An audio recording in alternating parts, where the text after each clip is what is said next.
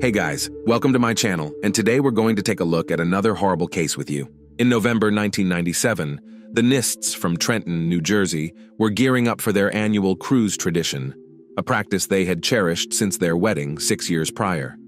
Julie, 29, and her husband Tim, 40, decided to switch things up this year, celebrating Christmas during their voyage.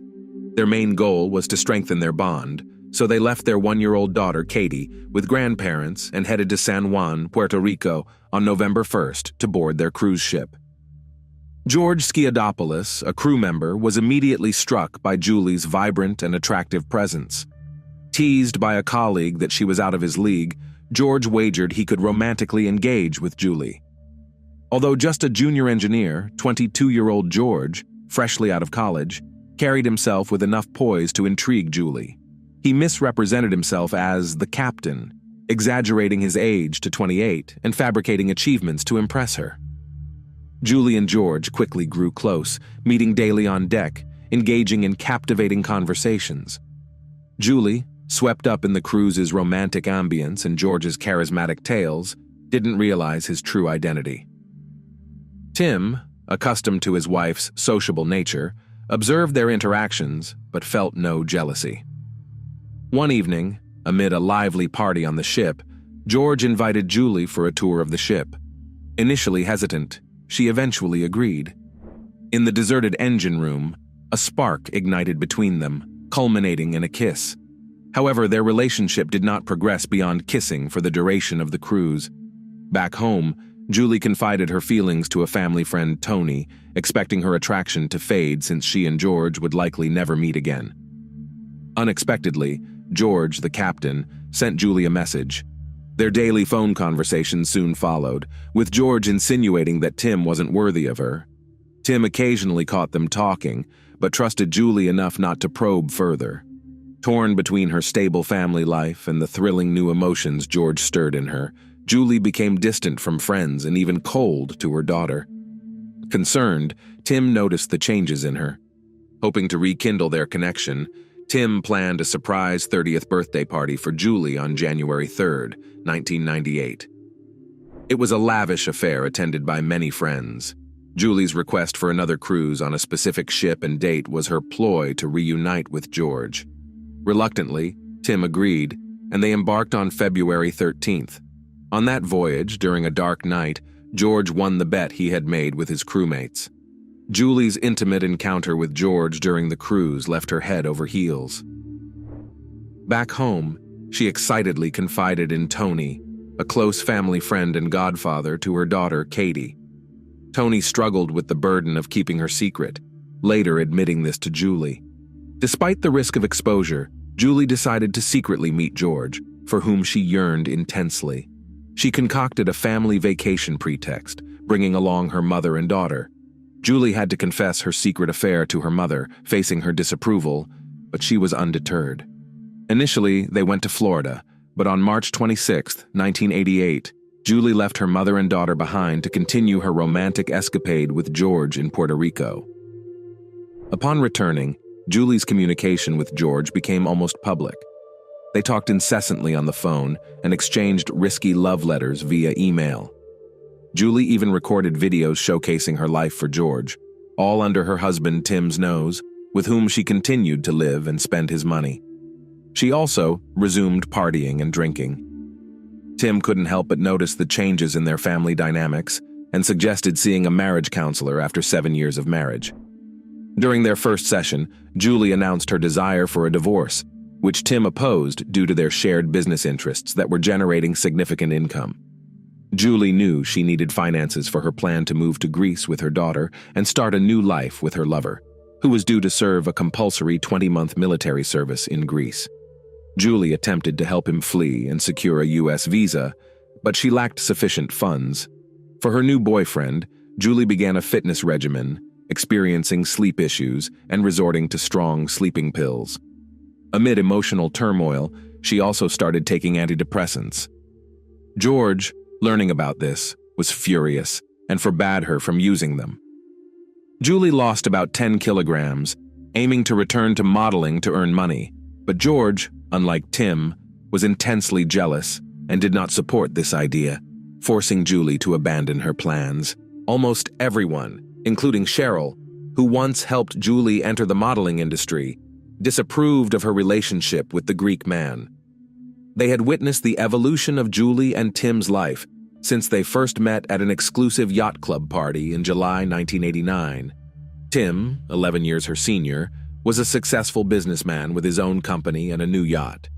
He had established his landscape design company in the early 80s, flourishing alongside the U.S. real estate market boom. Initially, their relationship thrived, but Julie's jealousy was evident. Once, Tim waited for her at a bar with another woman, and upon Julie's arrival, she assaulted Tim, leaving a bruise on his face, and attacked the woman.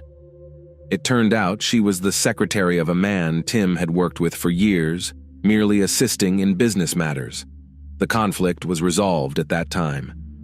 Tim was taken aback one day when he arrived at his office to find Julie sitting at his secretary's desk. With her charming smile, she announced that the former employee would no longer be working there, effectively usurping her boyfriend's job and leaving him little choice but to accept her as his new assistant. This allowed her to work from home, granting her more freedom, including financially. Julie had always dreamt of being a model. One day she spotted a beauty contest advertisement in a newspaper and decided to participate, confident she would win and supported by her loving partner Tim. They compiled Julie's best photos and sent them to the magazine organizing the contest. However, it turned out to be a scam by the publishers to obtain free photos for their men's section at the back of the magazine. Julie eagerly awaited a response from the publishers about the contest, but it never came. Determined, she visited the magazine office and confronted the editor about her prize. He accepted her photos and promised to feature them in the next issue. Julie shared this story with everyone, preparing for the competition. The event took place at an elite hotel with 12 finalists, including Julie. Despite her efforts, only one judge voted for her. However, this experience helped her befriend the magazine editor Cheryl, leading to Julie becoming the magazine's face and appearing on billboards across the city. As her fame grew, Julie began receiving modeling offers, becoming a local celebrity until the autumn of 1990. She still worked for Tim and won some smaller beauty contests, but struggled on the larger stage. On November 16, 1991, Julie, then 23, and Tim decided to get married. The couple led an active life, not restricting themselves in any way. By 1997, Julie's modeling career was growing, increasing her income. She began appearing on TV, but unfortunately, started abusing alcohol. Their marriage had its ups and downs, but they generally maintained a mutual understanding and love. Tim wanted children, and they were financially stable enough to provide for a child, but Julie was hesitant, not wanting to risk her modeling career. However, in February 1995, Julie became pregnant. Her friends said she continued to drink and smoke throughout her pregnancy. On November 26, 1996, the Nist family welcomed a daughter, Katie Scarlett. Becoming a mother profoundly changed Julie. She embraced her new role. During this time, her mother, Julia, actively helped with Katie's upbringing, though they often disagreed on parenting approaches. Julie soon experienced postpartum depression, partly due to the significant changes in her figure after pregnancy. She withdrew into herself, not attempting to return to her previous condition. Around this time, her relationship with Tim began to deteriorate. By April 1997, they sought family therapy. Julie felt the therapist sided with Tim, but the specialist genuinely tried to address her issues and complexes, uncovering unpleasant aspects of her past. Eventually, the therapist stated that Tim wasn't giving his wife enough attention, leading their marriage to the brink of collapse. Feeling lonely, Julie started socializing with friends more and often came home intoxicated. During this tumultuous time, Tim, following the family therapist's advice, decided to take Julie on a cruise, hoping it would rekindle the warmth and passion in their relationship. However, his hopes were dashed as Julie's newfound passion for another man continued to erode their family life and her own well-being. Due to her secret affair, Julie's mental state worsened. One day, Tim was unable to access important business documents because Julie wouldn't let him into her room. The situation escalated to the point where he had to call the police, and despite Julie's active resistance, Tim retrieved what he needed. Julie developed paranoid thoughts, believing Tim had hired a private detective to follow her. The household atmosphere grew tense, and it became clear that divorce was inevitable. In midsummer, George and Julie met in the States and secretly got engaged. Julie didn't hide her plans to move to Greece, but intended to do so the following year. Around this time, Tim discovered international phone bills totaling $7,000 per month. He finally realized his wife was having an affair with the cruise ship engineer and had been communicating with him behind his back. Furious, Tim decided to divorce Julie, eager to sever all ties with her. In response, Julie tried to restrict Tim's access to their daughter, aiming for full custody to freely move to another country, but Tim resisted. As the couple tried to sort out their issues, Julie's new lover George announced he had quit his job and was coming to visit her in New Jersey. The continuous arguments and conflicts with Tim stressed Julie to the point of hair loss, but she believed it was due to being apart from George. She also became jealous of George's interactions with other women and demanded constant contact with him. When George arrived in New Jersey, their relationship spiraled into chaos. He constantly inquired about money and persuaded her to spend more, forcing Julie to ask Tim for funds, further limiting her interaction with her daughter, which greatly irritated Tim. George frequently lied about his financial status, and it was surprising how unremarkable he appeared, making Julie's infatuation with him even more bizarre. Friends and family strongly advised Julie against the relationship, unable to comprehend how she fell for a balding, unemployed, hopeless man with bad teeth, who was also manipulative and extremely jealous. Nonetheless, Julie was smitten. She even planned to use her divorce settlement to finance George's hair transplant and dental work. When Tim learned of all this, he was furious that Julie was involving their daughter in the situation. He threatened that if she tried to leave, he would take Katie and Julie would never see her daughter again. This threat seemed to somewhat cool Julie's ardor. She even told friends that her relationship with George had ended, but it didn't last long. Within weeks, she went to Greece with George to test their relationship. They met his parents, and Julie was thrilled with the weekend, hiding her marital status, daughter's existence, and modeling career due to George's parents' religious beliefs. Back home, Julie dreamed of finalizing her divorce and starting a new life with George. On December 6th, she received the divorce decree and was ready to leave the home she shared with Tim. She left Katie and checked into a hotel where she used large amounts of drugs. On December 8th, Julie traveled to Greece to get married and start a new life with George. George quickly convinced her to open a joint bank account, citing his lack of knowledge of the Greek language. Blinded by love, Julie deposited $80,000 into the account, giving George another $18,000 in cash for additional expenses. All her money. After that, she disappeared without a trace. On January 8th, George called a friend of Julie's to inform him that Julie had disappeared. He said they were supposed to meet outside a McDonald's for a meal, but Julie never showed up and he waited for hours. With no cell phones, he was unable to contact her and reported her missing to police. A short time later, Julie called the same friend and told him about her longing for Kathy and problems with her fiancé.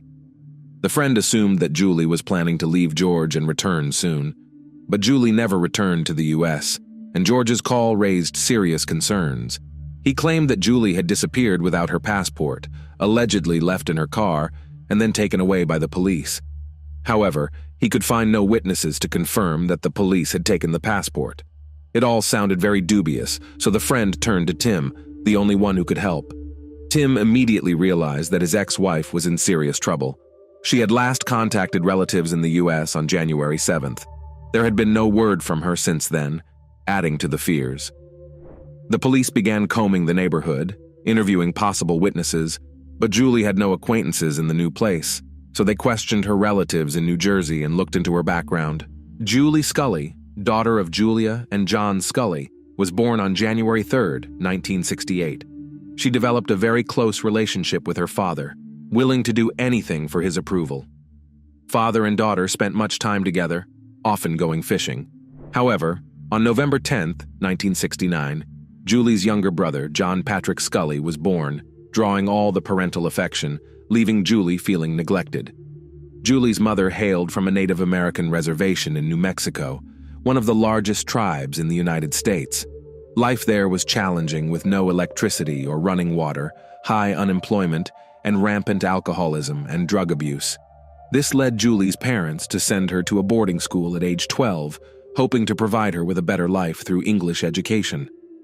Upon reaching adulthood, Julia moved to the city, attempting to adapt to mainstream American life. While working at a psychiatric facility, she became entangled in the world of drugs. During this time, she met a police officer named John in 1964. Their romance blossomed quickly, and they married on July 2, 1965, just 2 days before their anniversary. John later became a patrol officer in one of North Philadelphia's most dangerous neighborhoods. Julia fell pregnant and gave birth to a daughter. John lovingly cared for his daughter, often leaving Julia feeling isolated from the family life. She kept her drug addiction a secret, though her erratic and unpredictable behavior occasionally surfaced. Her situation worsened as she delved into more dangerous drugs.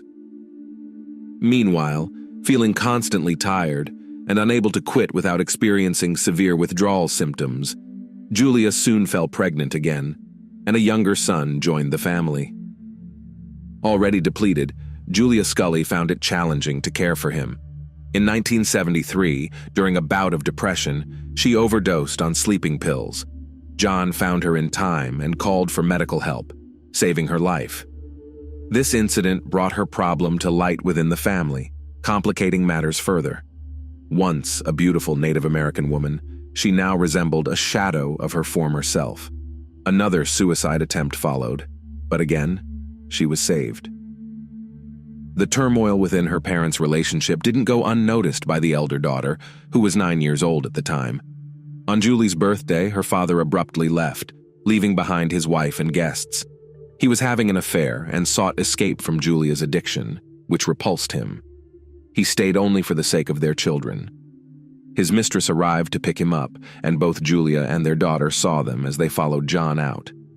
John's blatant disregard for the secrecy of his affair deeply hurt both his daughter and wife.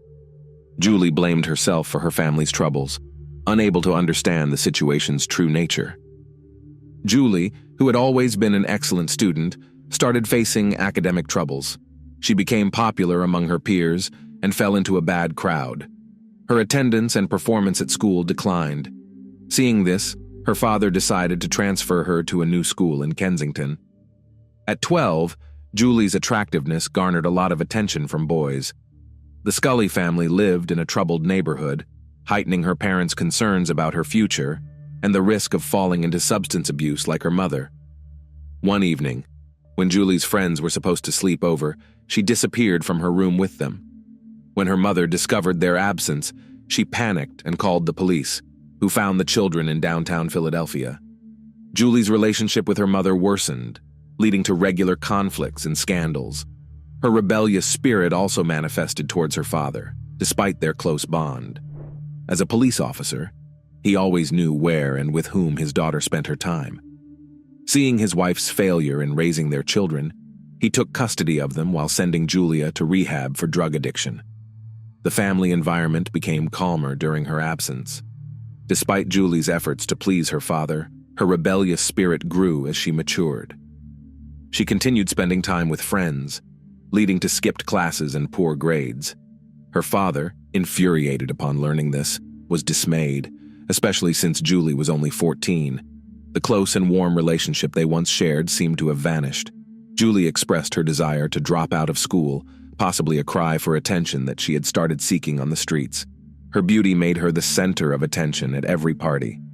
In 1982, Julie graduated from high school.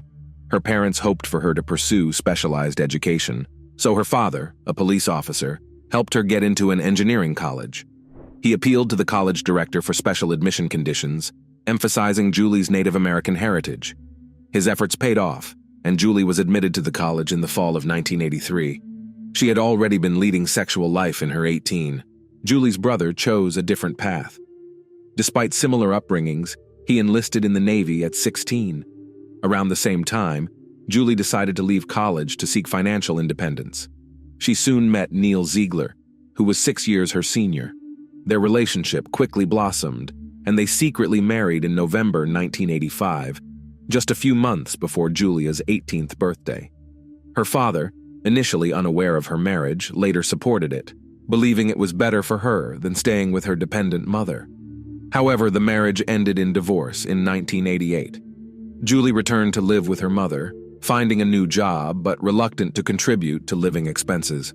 Her striking appearance drew attention everywhere, with many mistaking her for a model. Julie gradually began using her beauty to interact with affluent men. Despite outward confidence, she was fragile and desperately sought love, but only found fleeting relationships. It was during one such social gathering that she met her future husband, Tim Nist. After moving out, Julie's mother spent years in therapy and finally overcame her addictions. When Julie and Tim had a daughter, the grandmother eagerly assumed childcare responsibilities, remaining involved even when Julie ran off to Greece with a new lover. After Julie's disappearance became known, her mother described George as truly pitiful. He was unattractive and unpleasant to look at, and seemed to have no control over his behavior. The missing woman's mother recounted an incident where she fell victim to George's aggression during an argument with Julie. George shouted and insulted the woman, grabbing her by the throat and pinning her against a wall, not releasing her until he heard threats of police involvement. Julie attempted to end their relationship and called the police after the attack, leading to George's expulsion from the country. Despite this, she soon went to join him in Greece. She actively defended her lover, even taking the blame for the assault. Julie's mother suspected George's involvement in her daughter's disappearance. Following Julie's disappearance, George continued to play the role of an active helper in the search.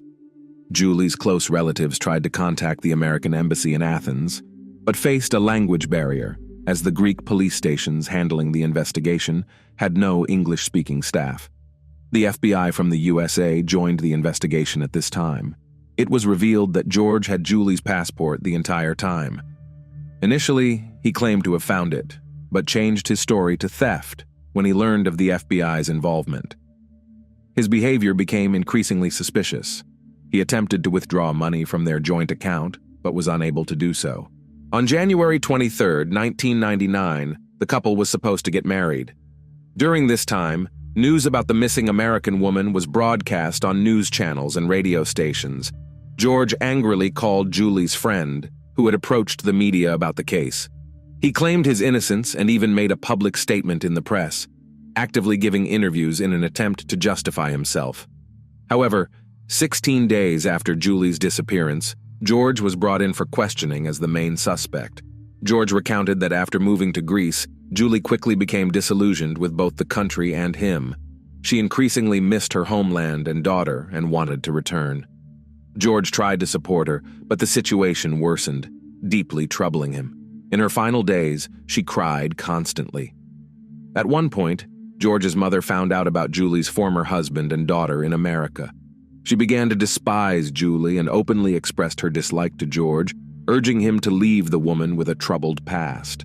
The conflicts between the lovers became more frequent and severe, leading to their eviction from a hotel. Julie wanted to contact her family, but her lover prevented her from calling relatives and even physically abused her. The police learned that George's mother suffered from schizophrenia and often stayed in a hospital due to her issues. George inherited some of these problems. He had an inflated self-esteem and always behaved arrogantly.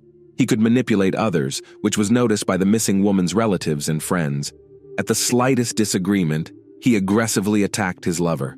Besides Julie's mother, who had suffered from his violence, Julie herself sustained serious hand injuries, but claimed they were accidental, continuing to live with her tyrant. After 4 hours of conversation with the police, George could not stick to the story he had spread in the media and confessed to killing his lover. He claimed it was an accident. Apparently, the lover genuinely regretted what had happened. He even cried during the interrogation. However, his confessions were confusing and full of contradictions. Initially, he claimed Julie had never disappeared, then again admitted his guilt, and then denied his involvement in the incident. On January 8, 1999, the couple set off on their long-awaited trip to Athens. They were driving along a deserted two-lane highway, enjoying the tranquility and scenery. A calm conversation gradually escalated into a serious conflict. Finally, George decided to stop on a stretch of road where there was no one around. In a fit of rage, he jumped out of the car and attacked his beloved, choking her as tightly as he could. He wanted her to be silent and stop screaming. George told the police that it seemed as if he was watching all this from the outside and lost control of himself. He couldn't stop himself until Julie stopped showing signs of life. The lover claimed that these horrific moments lasted only a few seconds, but investigators knew that strangulation takes at least 3 minutes. Afterwards, George was in a state of shock. He came up with the idea of burning his beloved's body, scattering her ashes in the sea from a cliff, and then jumping after her to reunite with her. George recounted that he attempted suicide by shooting himself with a pneumatic gun, jumping under a truck, and taking an overdose of medication, but all his attempts were unsuccessful. However, he was now at the police station for questioning, indicating that all his thoughts were mere fantasy. In reality, he handled his beloved's body differently. After the murder, George simply threw it in the trunk of his car and drove to the nearest gas station. There, he bought gasoline and returned to the crime scene. George dragged the body away from the road near 2 small lakes, doused it with gasoline, and set it on fire. But due to the rain, the body did not burn completely. At some point, he decided to throw it into the lake, but instead, he stuffed the charred corpse back into the trunk and drove to his grandmother's house. There, he found a large travel bag and decided to pack Julie's body in it. But by this time, it had begun to stiffen, and he could not bend it. Moreover, the head did not fit in the bag, so George decided to simply cut it off. He described how he held her head by the hair and lifted it to his face. He remembered seeing terror in her eyes, but she still remained beautiful, so he kissed her on the lips before packing the body in the bag. Then, he burned the bag and threw it into a swamp, leaving the head behind. Later, George drove to Kavala, where he threw Julie Scully's head into the Aegean Sea. 19 days after Julie's disappearance, her ex-lover and would-be husband helped detectives find the murder site and the remains. Tim and the victim's family were informed by the police that George had confessed to the crime. The victim's ex-husband went to Greece to bring Julie's body back to her homeland. Meanwhile, the criminal recounted what he had done to the woman in a live broadcast. Learning of his misdeed, the murderer's mother suffered a stroke, and his grandmother was shocked. The Greek authorities stated it was one of the most horrific murders they had known at the time. Tim's father declared that the lover should have died along with his beloved. Despite this, numerous articles emerged blaming the victim herself for what happened. The victim's family believed her lover initially used Julie for money as soon as he heard about her wealthy husband. He persuaded her to divorce and win a large settlement in court, which she was supposed to invest in his business. However, before her death, Julie finally realized his true intentions and refused to fund his projects, leading to her becoming a victim. The trial of George Skiadopoulos began on November 27, 1999. In the Greek justice system, trials are conducted by 3 judges simultaneously instead of a jury, significantly speeding up the process. Additionally, there were no defense witnesses present at the hearings. George gave horrific confessions that lasted about 5 hours. His lawyers tried to argue insanity, citing that the criminal's mother suffered from schizophrenia, and he might have inherited mental problems. Meanwhile, the accused himself requested the death penalty, although capital punishment was prohibited in Greece. Eventually, on December 6th, the court unanimously sentenced George Skiadopoulos to life imprisonment without the possibility of parole on all charges. However, the Greek justice system was not perfect. In 2002, George appealed, claiming he was insane at the time of the murder. As a result, his sentence was reduced to 23 years, with the right to further appeal. By 2007, the criminal was released and now lives with his new family in Kavala. In the United States, Julie's ex-husband, Tim Nist, became a pillar of support for all her relatives and friends. Despite her betrayal, He proved to be a dignified man who took on the responsibility and organization of Julie's funeral. After the funeral, Tim was given a diary of memories about his ex-wife for their daughter Katie. Written by Julie's friends, the entries tried to portray her life from a bright and kind perspective. When her daughter grows up, she should know that her mother loved her and was a wonderful, beloved woman. Love is a complex emotion that can be a beautiful and constructive force. But recklessness can sometimes cloud judgment and lead to dangerous actions. In most cases, people can realize the reality in time and protect themselves. Unfortunately, Julie's circumstances were different. Her story serves as a reminder that safety and well-being should always be priorities in everyone's life, even in matters of love. Thanks for watching, guys. Subscribe to the channel and don't forget to click the bell not to miss new stories from around the world. See you soon. Take care.